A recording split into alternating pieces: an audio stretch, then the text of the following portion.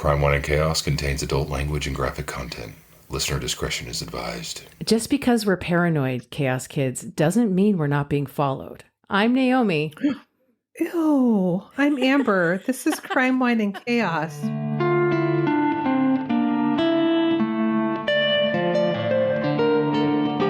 What's that from? I don't want to be followed.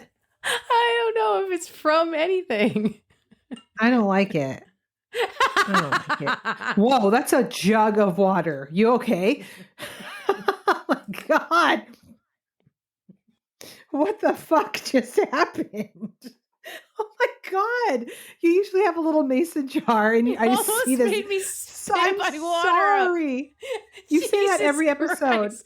I see you grab this bucket, comes into view of the camera. No, and look, I'm this like, is "Oh." my Yeti. This is my Yeti.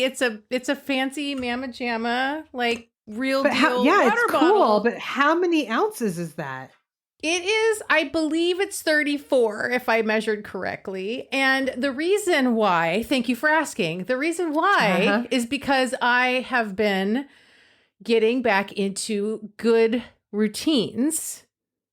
And one of those good routines is making sure I am drinking enough water, which I normally have a glass of water, right? Like that I keep full and I take with me around the house, whatever. But it's mindless. And there's definitely days where I'm not drinking as much, even though the water is sitting there. And so and I've done this in the past, if I get a container and I know how many ounces are in the container and I know how many ounces I want to drink in a day, then I know how many of those containers I need to drink in a day. And I've calculated that I need at least 2 of these a day. And I am at my water like goal for the day. So it's easier that way to know, like, have I refilled this once today? Then Gotcha. you know what I'm That makes saying? sense. So it's, yes, Totally. it's totally about just tracking more than anything. It's not because I'm stoked on carrying around a giant heavy duty 'cause I was like, steel it's not water sitting in a- container. No. like cup holder or anything in your car. No. That's not like for the gal on the go. Certainly No, not. it's not. I mean, it could be for like, I mean, it is a little heavy because it's stainless steel for like backpacking or whatever. But anyway, and it's not something I would have good bought for for you. myself. It was a gift. Well, good for you. Hey, thanks. I'm also doing a new skincare routine. You look lovely. Hey, thank you. I'm moving more You're welcome. and eating less, drinking lots of water, taking care of my skin. Good for you. God, good for you. I'm moving more against my will and have decided to incorporate more wine into my life. So Good for you. I love that for you. we're both in a season of change, one would say. I'm in a perpetual season of change because I'm in perimenopause all the time. So that's always happening. Samesies. What's going on with you, sis? You're done with the moving part of moving. Yeah. Now I'm just trying to make my space work. You will. We always make it work. Yeah. I remember early on, like when Michael and I first started dating, he had just bought like a really bougie trailer that was like nicer than my apartment at the time. Right. Because his dad has that big piece of property and he was going to live in it for a while and save money. And he was moving out of his, I don't even know what it was, 3,000 square foot home in Issaquah. Shit. And so I remember watching him just sort of navigate this new space and like he would hit his head and then he would turn around and bump his knee. And like he was almost just like in tears because he was so frustrated with that. That's how I feel right now. It's just like, I'm grateful. Like everything is fine. But every time I turn around, I'm knocking something over. I'm bumping into something. I'm hitting my head. It's just like, I'm frustrated. Okay. Well, you're getting accustomed to your new digs. You will. I know. And you will settle in and it'll be fine. It'll be good. It'll be cozy. Here's my PSA though. Here's lessons learned. Hire movers. Okay, that's the first one. Number the second one. one is if you are in a temporary, whether it be long-term, short-term, whatever, temporary living situation where you just happen to be lucky enough to somehow be allowed to live in somebody else's McMansion, do not Furnish the whole thing. No, because unless you think that is your status quo from now on, all of that shit has to go somewhere when you are kicked out of your McMansion. That's exactly right. So that was my lesson learned. It's okay. You learned. It's okay. It's okay. Moving on. Thank And thank so what We're are moving you on. drinking, Miss? I'm drinking Thank you more for wine. asking. Thank you for asking. This is actually really good. It's called Buried Cane. It's a white from Columbia Valley. Oh, okay. Yeah. I don't know what that It's means. tasty. But I don't either. Like buried sugar or like Cain, like Cain and Abel? there's no way to know. There's no way to know. No. No. Love that for you. Sister, Thank you. do we have any announcements for the good of the order? No. Well, I had a baby announcement. So I have a friend on the Book of Faces that I've known since junior high. And she, the culture in our world today is gross. Yes. So she temporarily turned to our Patreon for her platform of peace for some reprieve from the Book of Faces and the goings-ons over there. Okay. Which made me feel really good. Okay. But it made me think like maybe we should have a virtual wine night where everybody on the Patreon can come and we'll figure out how to navigate that just once so that people can maybe just have like a vibe for a night of just chatting with like-minded people and getting away from the yucky. Well, let's see what the Chaos Kids Club members think about that. Thank you. See, what I wanted to do was sort of like a poll, a take the temperature, if you will. Would people benefit from just to hang out for it? Sometimes that's all you need. Is like, get me out of this cesspool that is Facebook and the three-dimensional world and let me just talk with people who get me. I'm always down for the cause. So that's the vibe I got from my friend is like, I came to a place where I thought you would get me. So that's why I'm over here now talking instead of on Facebook because it's making me sad. Okay. So, well, you know what, KS Kids Club members, let's hear what you have to say. And maybe we'll do that soon. Yeah. Okay, great. Perfect. I mean, it would require Naomi being like insane hostmaster of Zoom. I can handle anything. I knew you could. I'm getting strong, sister. I'm getting strong. Like I'm working on my muscles. I'm doing planks. Oh my God, you're doing so good. I'm doing so good. You're doing so good. It triggers when we were doing Zoom court when COVID hit. Yes. That was a fucking shit show. Anyway. Okay. Great. Love it, sister. But now. Okay, great. Mm-hmm. The bummer. Because I know you've got a bummer for me. It is a bummer. It's never not a bummer. Yeah, it's a real bummer. And also, it was so familiar to me that I had to check multiple times that one of us hadn't done this. Why does that keep happening? Because I've had that happen on a couple stories too. I know. I must have seen this story somewhere, but it also was sort of a case that changed the law. Okay. And so probably that's why I just know of it in the zeitgeist, And also because a lot of these stories have very similar components. Totally. Yeah. Yeah. So I'm going to tell you about Katie Sepich. Okay. So we are going to a college town called Las Cruces in New Mexico. I've been to Las Cruces. You have? I stayed in Las Cruces one night when I was on my road trip last year. Okay. Did you like it there? I mean, I didn't really look around. There's not a lot going on in Las Cruces. And it's one of the two state universities is there. Mm-hmm. But it was the one that didn't have encampments going on at the time protesting the genocide. The one that was doing all the encampments and protesting was the other state university in a whole other city. Oh, gotcha. Okay. Yeah. Yes. Well, we are going to the college town of Las Cruces, New Mexico. It's the end of summer in 2003, which means school is getting to start back up again, getting ready. Yep. And Katie Sepich is preparing for fall quarter. She had already graduated from New Mexico State and she was returning for her master's degree. Okay. Smarty pants. Smarty pants. She was getting an MBA. Of course she was. Go get it, girl. She was born in 1980, so same age as me. Okay.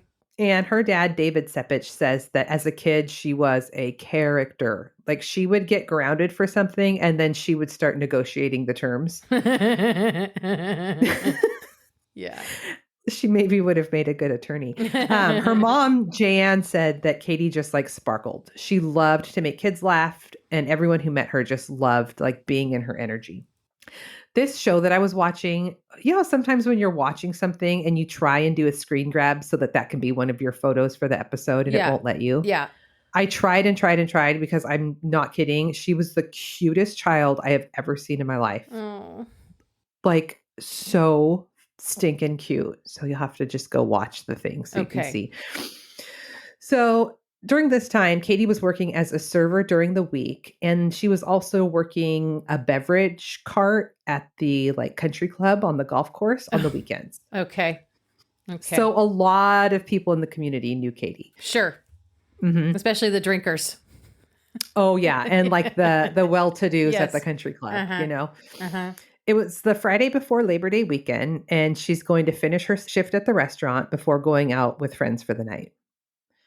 So she goes home after her shift and changes her clothes and then heads out to a local bar to meet her boyfriend Joe along with some of her friends. Katie and Joe had been together for about 7 months. Her dad said that Joe was a really nice young man who came from a really good family. He had already graduated and moved back to his hometown to work with his dad in the family business, but he came up to Las Cruces for the weekend to spend time with Katie. Okay. So Katie told her mom that she believed that Joe was like the one. Oh. And so her and her mom were sort of like on the side, like prematurely wedding planning because it was fun. Yeah. Okay.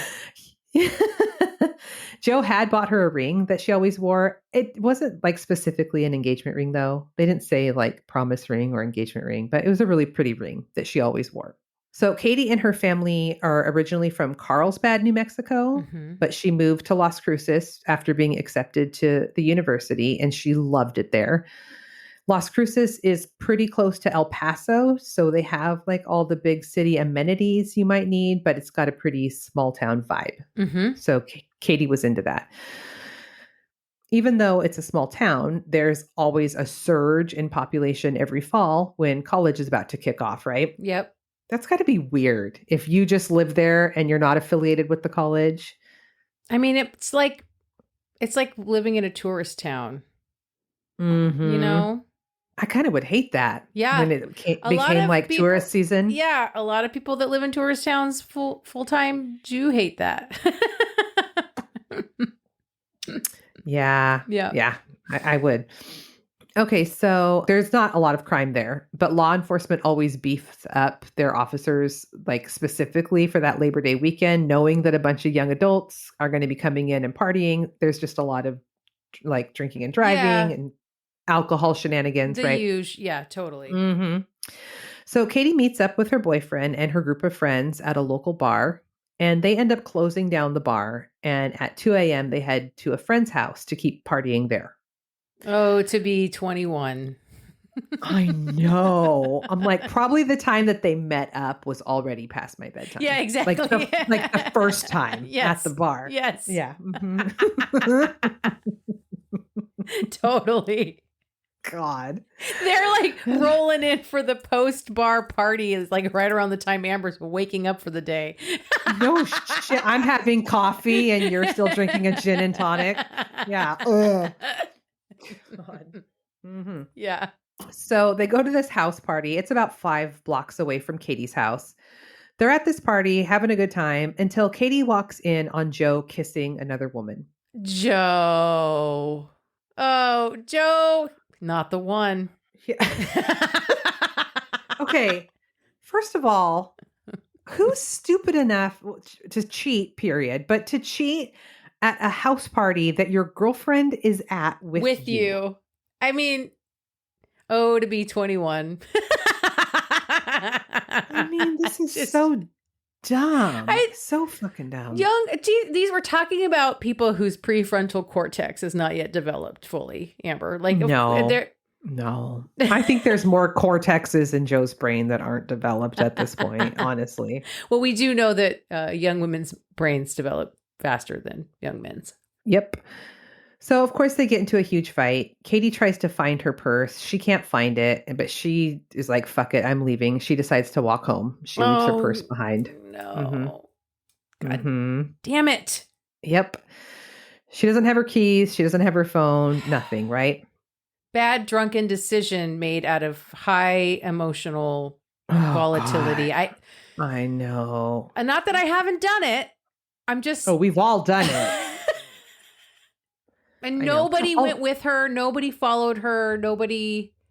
No, that's the other thing. Don't ever let your friend wander off by themselves at night, in the middle of the night. Especially when they're drunk. Especially. So the following day, Katie's parents are getting ready for guests to show up at their home for a Labor Day barbecue that they're hosting when they get a call from Tracy, who's Katie's roommate, asking them if they had heard from Katie. It was about 2:00 in the afternoon, and Tracy said, "I can't find Katie. Have you talked to her?" And Tracy said that she had already called all of Katie's friends. She called the hospitals. She doesn't know where she is. So Katie's mom, Jan, told Tracy, file a missing persons report. And her dad, Dave, immediately gets in the car and starts heading to Las Cruces, which is a 3-hour drive. Yeah. Mm-hmm. Yeah.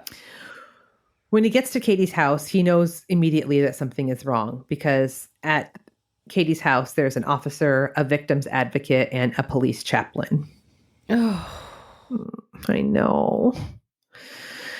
They still don't know, like the officials there don't know exactly what happened to Katie as far as details, but only that her body had been found and that she had in fact been murdered. I know.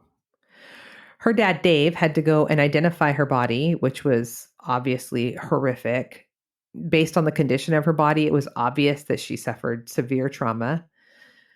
Katie's mom, Jan, said that whoever did this to Katie had to be extremely strong because Katie was really strong and there was evidence of her strength in her defensive wounds. She had a lot of blood and skin under her fingernails from fighting off her attacker. Oh. But good for you, Katie. Yeah. Mm-hmm. This buried cane is good. Don't worry, I won't wander off by myself anywhere. How many have you had today, sister? That's my first class, sister. Okay. I'm a one and done. Okay. Mm-hmm. So her body was found at a dump 3 miles from her home. A couple was out there doing some target shooting and found her. Okay. I mean, what better place to do target shooting than at a dump, I guess. Is that legal? Probs not, but it's like, I guess it's a good thing they were there. I guess so. Mm-hmm. Of course, she didn't have her purse or anything on her, but it was Tracy's call reporting Katie missing that allowed them to put 2 and 2 together. And they were like, yeah, this is the same Katie gal. Sepich. Yeah. Mm-hmm. Yeah. Police canvass the area around Katie's body and they do find tire tracks. Katie still had her top on, but her pants had been removed and were wrapped around her. And her back is partially burned in what looked like an attempt to like burn her body after she was deceased. Okay. Mm-hmm. But her official cause of death was strangulation. We've talked about this. It's like burning a dead body is an all night and all morning job that requires massive fire tending through the entirety of the event. Yeah. Like you don't just light a body on fire. No, you absolutely don't. Yeah, that they said that in this documentary I was watching too, that it takes several hours before it will actually be ash. Yeah. Yeah. So they're able to confirm later during the autopsy that she had been sexually assaulted. She did have a lot of bruising all over her body that was consistent with fighting off an attacker. And the ring that Joe had given her was missing, even though people could confirm that she was in fact wearing it that night. Right. Although she could have taken it off and thrown it in a fit of rage. That's exactly what I was thinking. Like she absolutely could have. I mean, and I wouldn't be surprised if she did. I know, right? Because her body was found on the outskirts of town, the case goes to the sheriff's department. However, the Las Cruces PD is also on the case to assist. So they start interviewing everyone who was at the party that night, including Joe. Mm-hmm. Katie's roommate, Tracy, is really freaked out. And so she decides that she doesn't want to stay in their house. You know, she's going to go stay with her parents for a while. But before she leaves, she decides to thoroughly water all of their plants outside.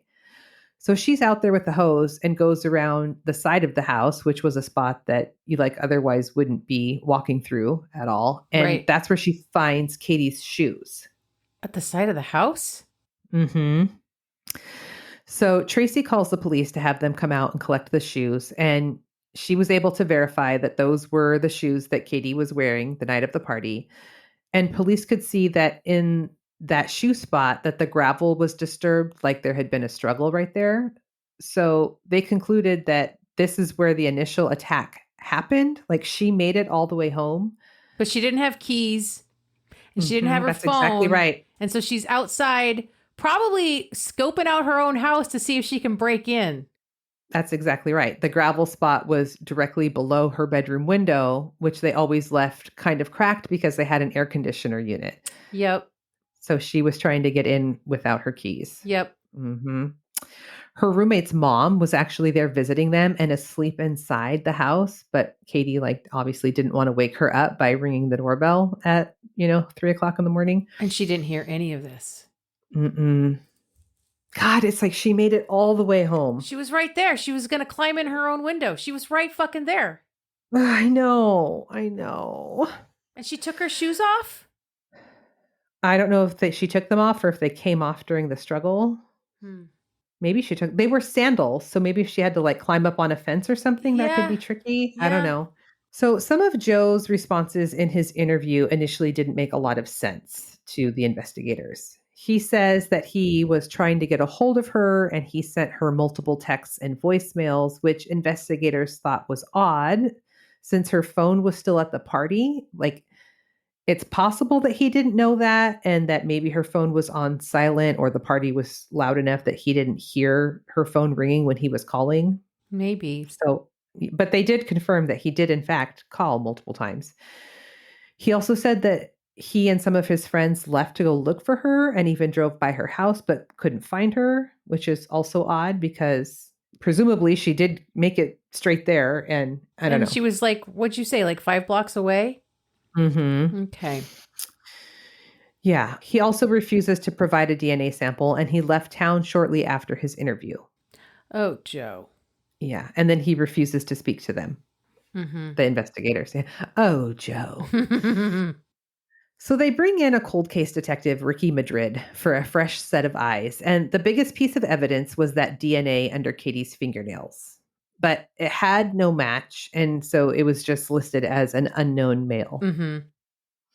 They even drove through the parking lot at Katie's funeral, the investigators did, and looked at all of the cars that were parked at the church to see if any of them matched the tire marks found at the dump. Uh-huh. But nothing. Right. So at this time in New Mexico, as well as most states, it was illegal to take a person's DNA upon arrest of a felony, and it was only legal to take their DNA post-conviction. Right. Mm-hmm. And when Katie's parents learn this, they start looking at avenues to change the law to make it so that anytime a person is arrested on a felony, they would also be swabbed for DNA while they're being fingerprinted, right? Okay. I don't know how I feel about that, but okay. That's my next sentence. I don't know how I feel about any pre-conviction sanction or condition.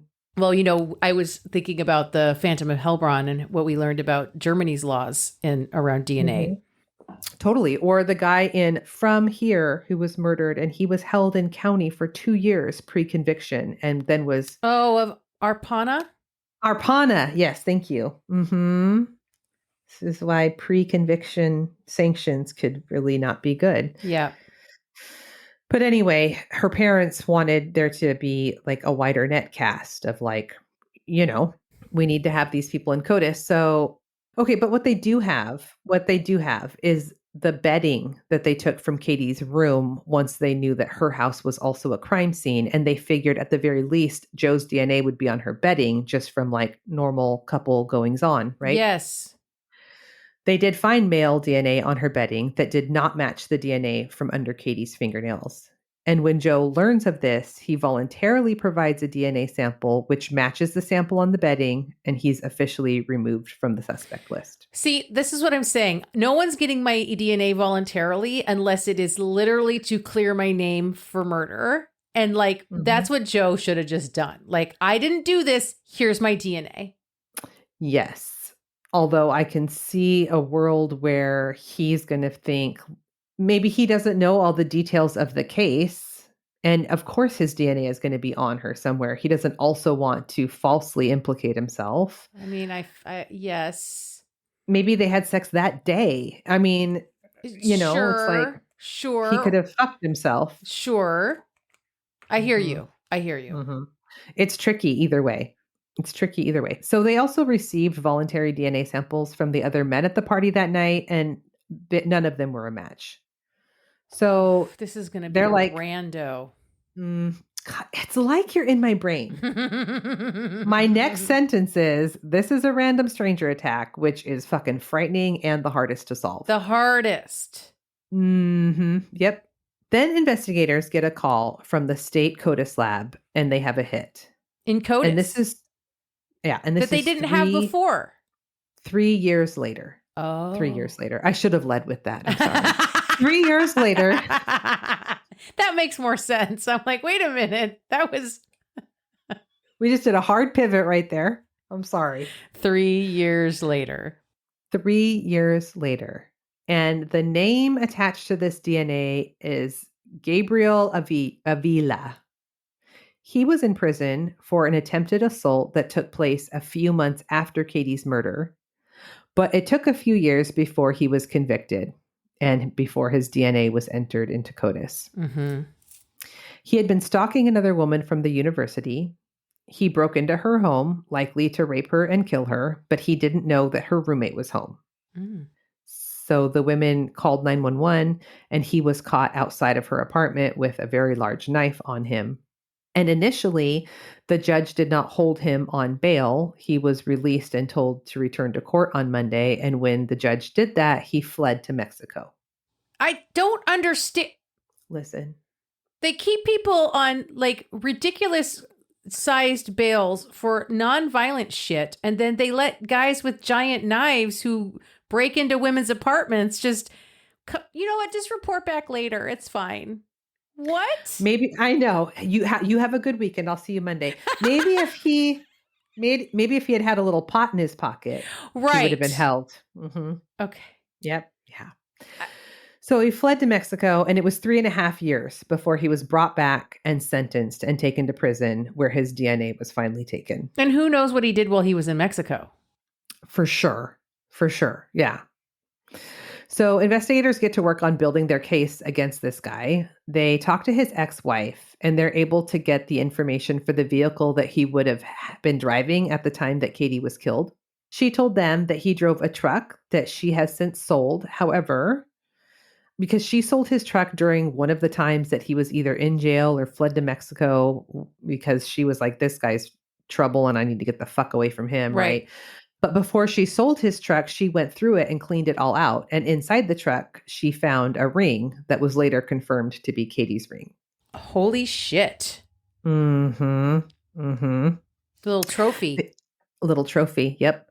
They were able to find the new owner of the truck and found the original tires that were on the truck. And they were also a match to the tire tracks left at the dump. Mm-hmm. So they go and visit this guy in prison, hoping to get a confession. And at first, he tries to deny everything. Sure. He said something about like, I did rape her, but I didn't kill her. I was in the middle of a cocaine deal, and it was my dealer that killed her. Like, it didn't even make sense. You raped her in the middle of a cocaine deal? Yeah. Hold on. I'm going to get you your money. What the fuck? These guys come up with the... Mm-hmm. The shit that they pull out of their asses is just insane. He was very busy that night. He was very busy. But then when they start showing him the evidence that they have, he confesses. Mm-hmm. He ultimately pleads guilty and was sentenced to 69 years in prison. After the conviction, Katie's family fights to get the laws changed about DNA collection at the time of arrest. In 2006, the law went into effect that an arrest for a violent felony means that a DNA sample must be collected at the time of arrest. There are now 31 states that have adopted some sort of variation of what is now called Katie's Law. Wow. And that is the Katie Sepich murder. I don't know, violent felon. The fact that it's a violent felony makes it a little better, but still it's just an arrest. It's not a conviction. It's just an arrest. It's not a conviction. And we know lots of people that have been arrested for murder that were innocent. I don't know how I feel about it. I have real mixed emotions about CODIS in general. I really do. I really do. Maybe if there was no death penalty in this country, I would feel better about it. I don't know. I don't know. Yeah. I mean, fuck, man. I can totally empathize with her parents, though, that he would have been caught a couple months later when he attempted to attack that other woman if the laws had been different. Maybe because if he had been, because it takes a while to process those samples. And by the time they processed them, he would have been in Mexico anyway. That's true. That's true. Because that judge was like, have a good weekend. I know. What are we doing? What are we doing? I don't know. I don't know what the solution is then. I mean, we don't have time to go into that here. Oh, okay. Next time. Sorry. Maybe on a virtual wine night. There it is. When we get together to like put our heads together and solve the world's problems. Yes. Mm-hmm. I have. Is it a palate cleanser? Not really. Okay. When we get merch, which somebody was asking about again, we need a t-shirt that says, but is it a palate cleanser? We need to, who's writing this stuff down? Somebody needs to be writing this down because we keep coming up with great ideas for merch. And then anyway, okay. Manager. I'm going to tell you about the Hampstead hoax. Have you ever heard of this? Mm-mm. But I love a good hoax. Not that kind. Oh. Okay. February 5th, 2015. Hampstead, a neighborhood of North London.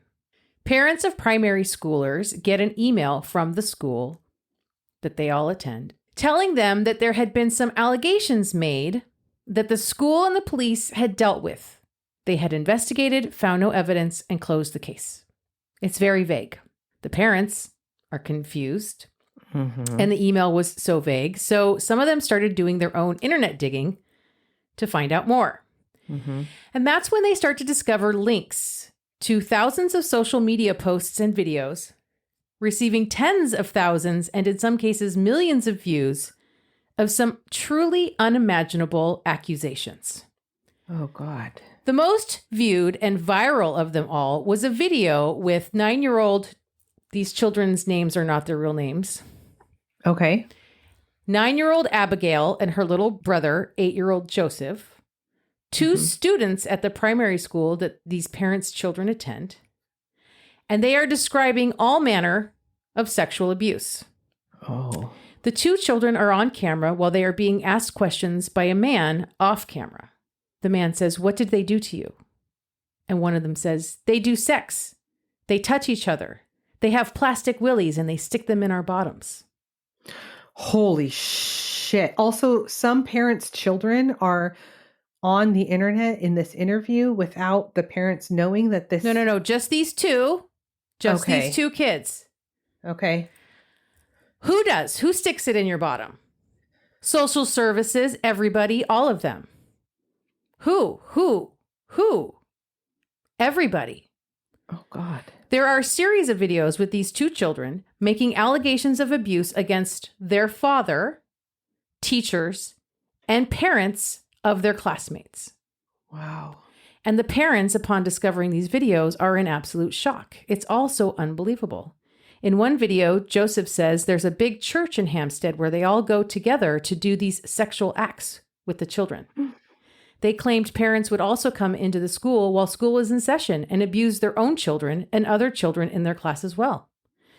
And they were specific in naming the children this was happening to, the names of their parents that were doing this. And they also said the entire thing was led by their own dad, Ella Draper's ex-husband, Ricky Dearman, and that it also included satanic ritual abuse. Oh, my God. This is like the daycare.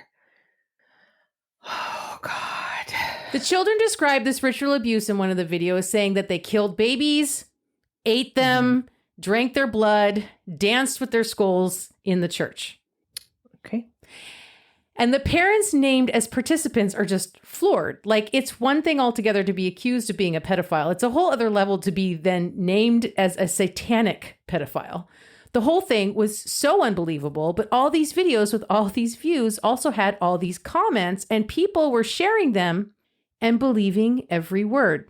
Oh, my God. No. No. These videos were made while the children were on vacation with their mom, Ella Draper, and her new boyfriend, Abraham Christie. Ella is described as living an alternative lifestyle. She was a raw food vegan. She taught Bikram yoga and posted about these things on her YouTube channel. She was described by one of the parents at the school as a bit odd, not someone that she would have a natural affinity with. Ella and Ricky spent years in a court battle over the custody of their 2 children. Ella had moved to the Hampstead area a few years prior, and other parents had raised concerns about her parenting. So after uploading all these crazy pants videos of her children describing this massive satanic pedophile ring, Ella posts a video of her official statement on the matter on her YouTube channel. She says she believes her children are telling the truth, that her ex-husband is the leader of this satanic cult, and that many parents abused the children at the school as members of this cult. Come on. She goes on to say, quote, babies are supplied from all over the world. They're abused, tortured with rat traps, injected in their necks, and their necks are cut with a sharp knife held by them. They buy them, inject them, and send them by TNT, DHL service, or the parents bring them from other parts of the world. Ella's boyfriend, Abraham Christie, was a convicted criminal and connected to a number of conspiracy theorist communities. He believed that, quote, they want to make a one-world religion, Satanism, and they want everybody to bow down to that so they can take your children, torture your children, rape them, kill them, harvest their organs, drink their blood, and eat their flesh. Wow. Okay. Wow. This is all very like Pizzagate QAnon stuff. For sure. For sure. And there's people on there that are like, yep, this is happening. Yes. Oh, no. I am concerned. And not only were these videos going viral, but others who believed this stuff was totally legit and real were making their own videos about it and spreading this story worldwide.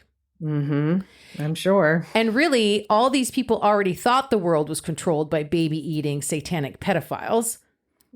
Abigail and Joseph were now their definitive proof. And they were calling for the rescue of these children from their pedophile parents. Oh my God. The police conducted interviews and searched the school and the church. Of course, they found no evidence of any of this stuff anywhere. None of these basement rooms that were supposedly the site of these rituals and this horrific abuse even existed. No other children at this school made similar accusations. None of the Metropolitan Police officers Abigail and Joseph named as members of the cult were found to even exist. And they closed the case. Ella went on her YouTube channel to express her disappointment in the failure of the police. Okay, Ella. Abigail and Joseph were removed from Ella's care and placed into the foster system, which Ella described as kidnapping, demanding the return of her children. They didn't go with their father, who I'm sure this is all her vendetta is against. I got the vast majority of my information, which I talk about this at the end, from a Channel 4, which is a BBC, like a UK channel, like a Channel 4 documentary that I watched. And there's really there's no interview of him. There's no mention of him. I'm not sure what's going on with Ricky. Okay. Or whether the kids end up with him later or not. Not really sure. And then the names of the accused parents and the things they were accused of and their children's names appeared online. Wow. And not only are their kids' names there, but also the things that supposedly happened to the kids. And it's a full doxing situation on all these parents and teachers and such. It's their phone numbers and their addresses, their emails, everything. We're talking 175 people that Ella and her children had implicated, like 70 families. What the fuck? That's very dangerous to do that to people. One of the moms was so livid, she actually called Ella and was like, get my fucking daughter's name off the internet now. And Ella was all, what? I'm sorry, it wasn't me. It was the police. And this mom's getting heated. And she's like, why are you fucking lying? Get my fucking daughter's name off the internet now. And she's screaming and her husband hears this and like runs in and hangs up the phone. Like, what are you doing? Do not talk to that woman. You're right. Another mom called Ella. And when Ella answered the phone, she was all, oh, hey, how are you? All nonchalant, like nothing was happening. Yeah. Are you going to be at the Little League game next week? I'm on snacks. This lady is Delulu. And this mom says to her, can you stop the bullshit? Why did you do this? And Ella says, it's not me. It's Sabine, this blogger. Okay. So Ella was talking about Sabine McNeil. She's like a computer scientist or something. She turned crusader for children, and specifically all the children she believed were being stolen, 1,000 a month in the UK alone, by social services. Yes. Okay. So Sabine was helping Ella with her legal case. For the record, she has no credentials whatsoever to advise or counsel anyone in the legal arena. Right. Okay. God. In her 70s at this point, McNeil was obsessed with this narrative that Ella had woven. These children crying out about sexual abuse and no one believing them. Mm-hmm. Ella had given McNeil the school class list, which McNeil turned into an elaborate document, basically a spreadsheet, adding sexual preferences for each child and sharing this document with her followers worldwide online. Wow. Like some of these kids on the spreadsheet were highlighted in red, which is an indication that these kids liked the sex. And there was another highlight to indicate the children that needed to be drugged in order to have sex. Oh my God. This is disgusting. It's awful. Very quickly after the release of this document, the parents started to receive phone calls and emails relentlessly. Mm-hmm. Often yelling at them about being pedophiles and baby killers, of course, but some of them saying that they liked their child's profile and that their child liked the sex and they wanted them to bring their child for a meetup. What? No. The police advised these parents to change up their routes to school and gave them panic alarms. Many of them were deeply afraid that pedophile hunters would come after them and got up every morning expecting to find pedophiles spray painted in red across the front of their house. Yeah, I don't blame them. And there's a growing cry online from everyone who believed this story to rally together and kidnap these kids from their parents to save them since the police weren't helping them. Wow. And the only advice these parents are getting as they are reading all these comments online about plans to come get their kids and save them was to just ignore it. This is all going to blow over. Sorry, that's not funny. This is crazy pants. Yeah. Oh my God. This was not a good enough answer for these parents. Mm-mm. In April, Ella was in court to appeal for the custody of her children from the state, and a large group of these online supporters came to court to be there with her, and they posted videos of their court support of Ella. Mm-hmm. Ella gave McNeil the original police interviews with Abigail and Joseph, and McNeil illegally uploaded them online to keep the world talking about the case, which just added fuel to the internet fire. This lady has got to fucking be stopped. The tapes showed Ella's two children being interviewed by Child Protection Police. The two confidently repeated all the same allegations as they had claimed in the videos, saying that all the parents of all the children, all the staff at the school, they all know about it and all of them enjoy it and they're all doing it. Mm-hmm. The parents are getting death threats, horrific death threats. One mom described being so afraid someone would come kidnap her kids that she started sleeping on the floor of the room her kids shared she could keep them safe. No, I don't blame her. And then Ella's court case for custody of her kids was over and the judge's findings were made public. Ella and her boyfriend were behind Abigail and Joseph's lies. Mm-hmm. Ella proclaims this judgment fraudulent. She called it a cover-up and further evidence to how deeply these Satanists are embedded into British authority. This woman needs some psychiatric help. Mm-hmm. And the online community that bought this whole tale, hook, line, and sinker, absolutely agreed. This just proves it. Look at the judicial system. Just cover this up. Oh my God. Because here's the thing. After the kids had been taken into foster care, they were brought back for another interview where they told the police that it was all a lie, none of it was true, and that it was Abraham, Ella's boyfriend, who had made them say all of it. Mm-hmm. And as the police gently questioned the children further, they discovered the real abuse they had endured. Oh, no. Abraham hit them and kicked them ruthlessly, and he fed them all the lies they told about these parents, the school, the church, and their own dad. And you could hear recordings where he's telling them what to say and having them repeat after him and chant things like, kill the baby, like over and over and over again with him. Wait, where did these recordings come from? I don't know. Weird. Like, okay. Ella was recording Abraham doing this with the kids. I'm not sure. Okay. And according to Abigail and Joseph, their mom let Abraham do all this because she believes what Abraham believes, and never once did she stop Abraham from physically abusing her kids. Police were unable to prosecute Abraham and Ella because this abuse had happened in Morocco while they were away on holiday. Mm-hmm. Ella, of course, denied all of this, doubled down on her story, claimed the coercion of her children was from the police, not herself or her boyfriend. Oh my God, Ella, give it a rest. But she does this all online in another country after she and Abraham flee the UK. Mm-hmm.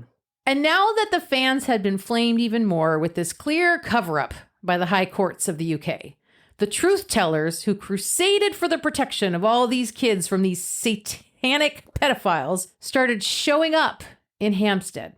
Mm-hmm. Showing up at the homes of these parents and recording them and asking them why they eat babies. They gather and protest on Sunday mornings outside the church that's accused of being central to this pedo ring.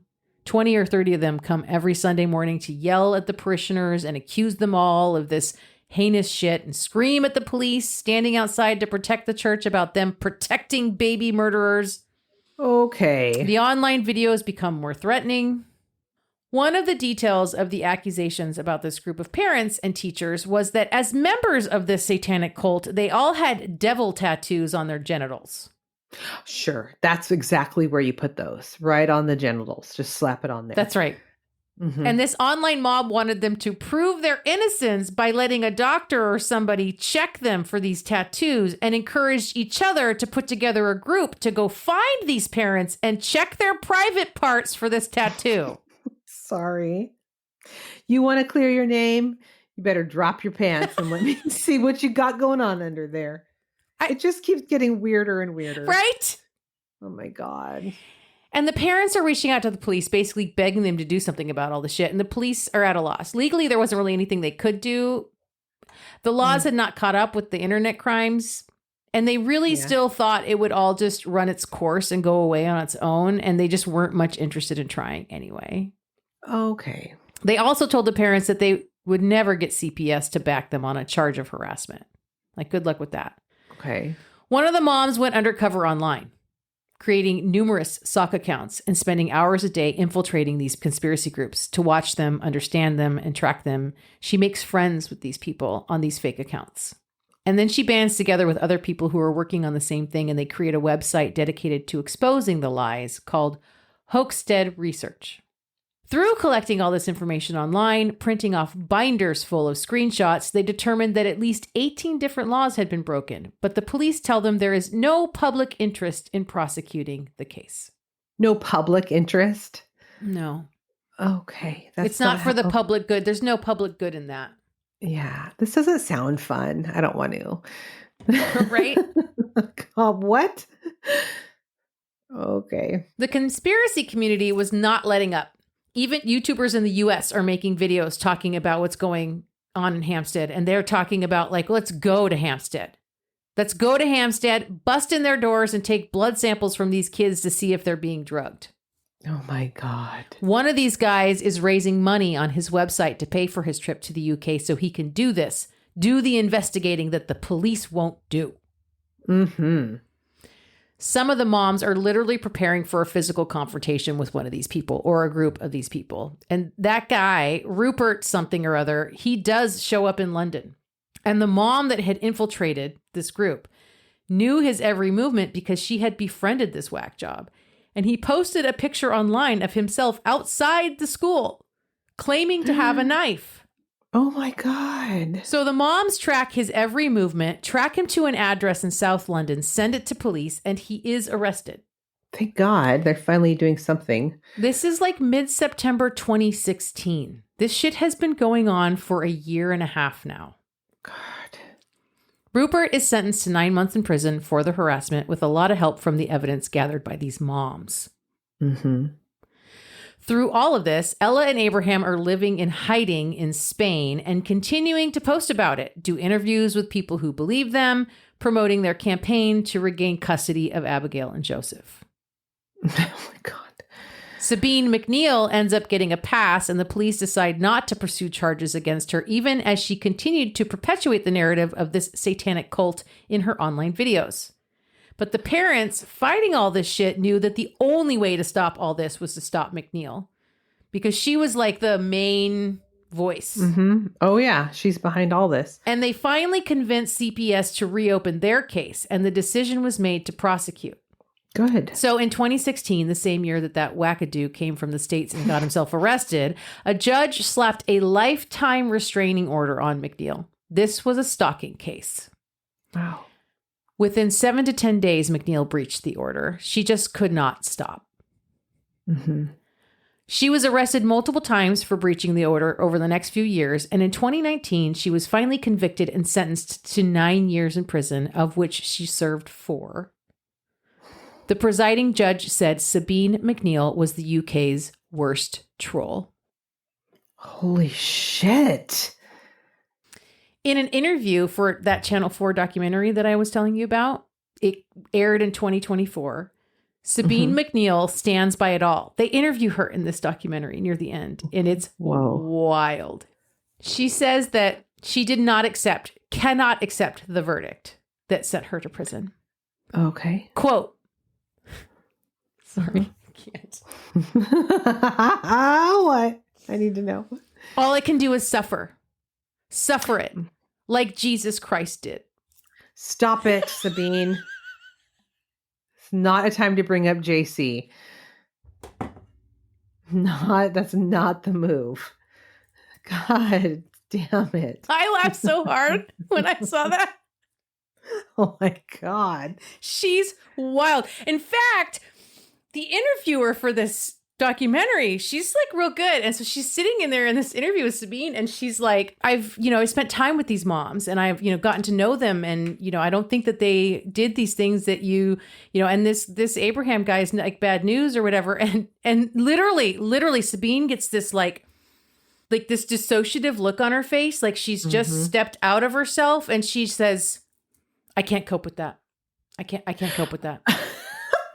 She seems to be unable to cope with much of anything. Yeah. I can't cope with that. I'm going to use that now. Instead of I don't like that, I can't cope with that. Mm-mm. Since 2015, at least 7 other people have been arrested and charged variously with stalking, intimidation, harassment, and contempt of court in connection with the hoax. Holy shit. In 2022, through posts on social media, more about Abraham Christie and his dark past would come to light. In a previous relationship in the 90s, Abraham physically abused 3 small children into accusing their own father of being a pedophile. He had done this before. Holy in almost the shit. exact same way as what he had done to Abigail and Joseph. But why? The police reopened the abuse case against Ella's children in 2022, and Ella and Abraham are still on the run. Even at the time of the airing of that documentary last year, the mom that infiltrated the conspiracy groups was still in there, still pretending to be one of them, still watching them, because even though it's been 10 years, they still haven't stopped believing.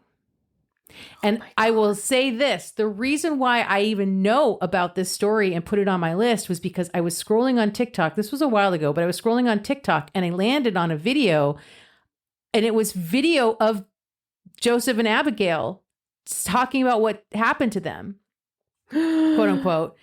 And the comment section was like, those poor babies. No one believes those babies. Like, it's been a decade and there is still widespread belief that everything these kids said was true. That gives me chills. Mm-hmm. Oh my God. That's the Hampstead hoax, sister. That's like the most fucked, horrific game of like telephone. This is, oh my God. I don't like that. That wasn't a palate cleanser. I'm sorry. That was awful. Those poor parents. I know. Wow. And what's Abraham's, like, what's his goal? I don't even know. I Like, mean, what I are don't, we doing? So one of the moms were interviewed anonymously. So it's interesting because what they did is they got basically actresses to portray the moms, and they would like speak, but they were speaking the words that the moms actually said when they were interviewed, because all these moms remained anonymous to do this particular documentary. But one of them said something like, when they found out this more information, this information about Abraham and his past, it was like, this guy is just an abusive piece of crap. And when he met Ella, it was like a perfect fucking storm, because Ella was, Ella, like you said, she's clearly not well. No, she's not. Right. And like, so like, and he'd already been connected to like conspiracy. Like he already believed in the like secret satanic pedophile ring cabal that's like, sure, right? He probably was already like sucked to the QAnon shit or whatever. Like, you know what I mean? Totally. So it's neither one of them are well. No, because they believe it, and Sabine McNeil believes it, and these other like the people, they all fucking believe it, and they believe that the cops are covering it up. The CPS is covering it up. The UK courts are covering it up. Everyone's in on it. It goes all the way to the top, sister. It goes all the way to the top. oh my They're all God. drinking baby's blood. Wow. Oh my God.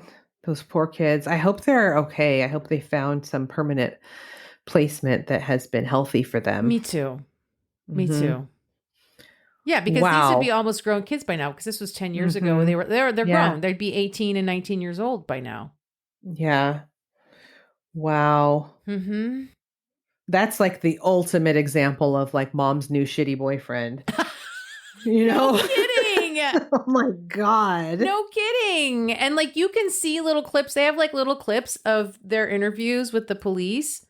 As and including the second one after they've been in foster care, and they're saying like it was all a lie, it was all made up, and they were like asking about their mom, and like the little girl is like, she believes everything Abraham believes, and she's never gonna do anything different because she just loves him so much. Ew. She's a child, and she already gets it. You know, she already sees who her mom is. You know. Yeah. Ew. I know. Oh, God. But it's like this has been happening over the last 10 years. Everybody talks about satanic panic being something that happened in the 80s. Like, no, it never stopped. It's been around since the dawn of Christianity. Like, yeah, it's just taken on new forms. It's on YouTube now. Yeah, it's on YouTube now. Exactly. Oh my God. Yeah. I hated that. Sorry, sis. But now you know. It's okay. Now you know what I know. The Chaos Kids know what I know. Hey, Chaos Kids, thanks for listening. We made it through another episode, and we love you. We love you for being here. You know what to do. Yeah, and reach out to us if you're interested in a wine night open to everybody. Yeah. Yeah. Let us know. Let us know if that's something you're into. And, you know, give us a review wherever you listen to us. If you're listening to us on Apple Podcasts, give us a typey review. You can email us at crimewineandchaos@gmail.com. If you join the Patreon, we can guarantee you virtual wine nights once in a while. Plus, you get a bonus episode every month, and you get new episodes every week a day early. Yeah. It's only $5 a month. So help us out. $5 hairs. Help us entertain you more. That's right. That's all we want to do. Oh, sister, I love you so much. That love was you so so much. Fucking chaotic. So chaotic. Bye. Bye. Bye. Bye.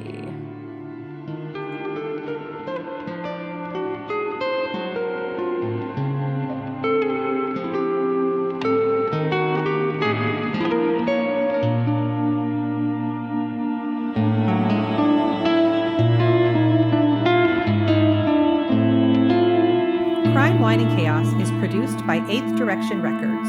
Artwork by Joshua M. Davis. Music by Paul Abner. If you would like to support the show, you can visit our Patreon page at Crime, Wine, and Chaos /Patreon. Cheers. God, what's her name? What does she say? She says,